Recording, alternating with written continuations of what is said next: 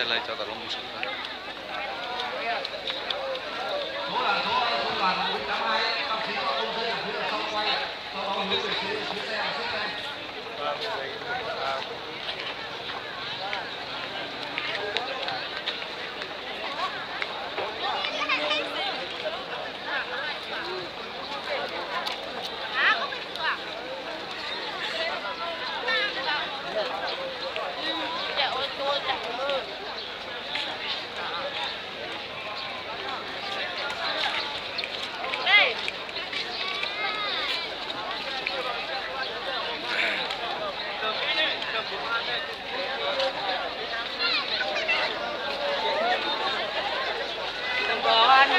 Ăn miền ngọt, đây cái này là ngon chứ còn cái nữa.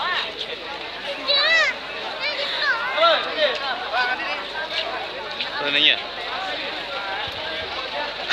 Sau khi ban tổ chức xin thông báo là sau khi chỉ huy các đơn vị nhận quân, sau khi các công dân đã hết quay ở bên kiểm tra quân số bảo đảm đầy đủ, các đồng chí thông báo về ban tổ chức để ban tổ chức tiếp hành tiếp tục điều hành.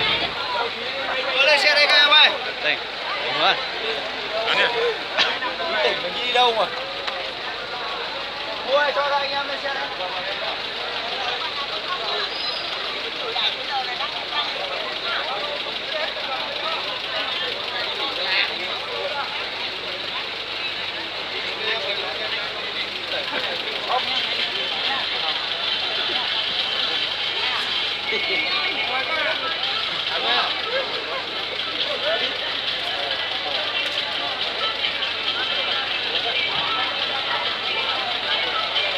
Số trung đoàn, số đồng chí quân, đồng chí hoạt của trung đoàn 482, các đồng chí điều hành các công dân lên ổn định một chờ để tiếp xe.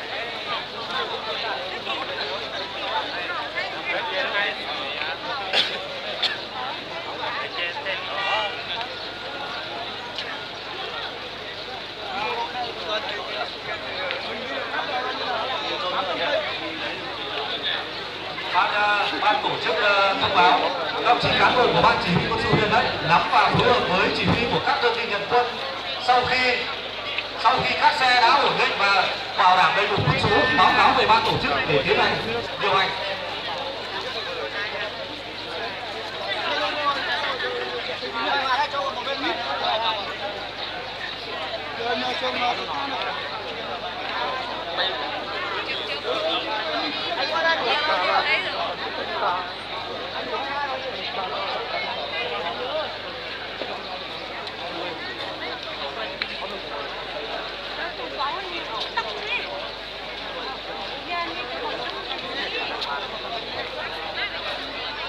Tôi nhắc lại tất cả trưởng đoàn của các đơn vị nhận quân đấy.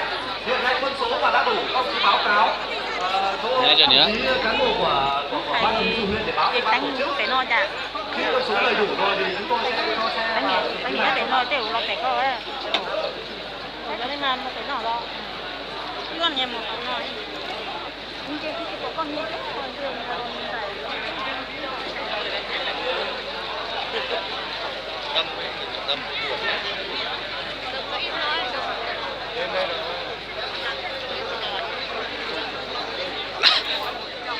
nhìn thấy mặt mũi đâu.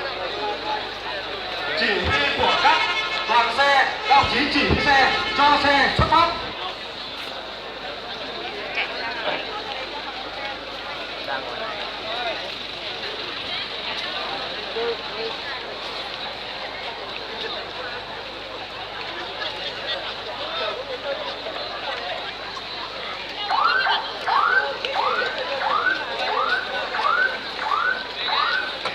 Không gì là chưa su.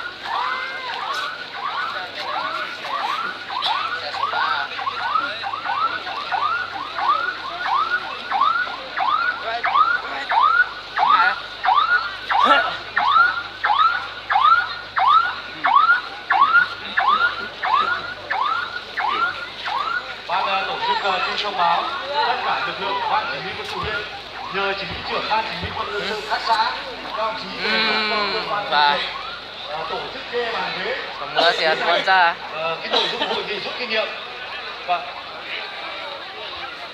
và các thầy cô giáo của trường Trần Can giúp cho ban chỉ huy quân sự huyện dọn dẹp về các cái nội dung.